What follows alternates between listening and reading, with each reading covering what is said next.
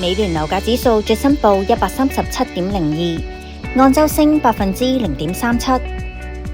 若果以三區劃分，美聯港島樓價指數最新報 142.76， 按周升 0.67%。九龍樓價指數最新報 143.15， 按周升 0.56%。新界樓價指數最新報 124.91， 按周升 0.11%。至於美聯信心指數最新報 80.4， 按周跌 1.2%。信心指數雖然按周回軟，但仍然穩企高位發展，並且持續高於平均值，預示樓價具上升動力。至於美國息率一如市場預期維持不變，對本港樓市嘅影響將會喺之後公布嘅信心指數反映。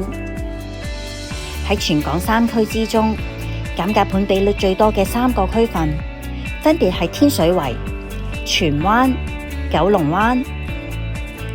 若果以單位面積劃分，減價盤比率最多嘅係實用面積約431至約752平方尺嘅單位，其次係實用面積約430平方尺或以下嘅單位，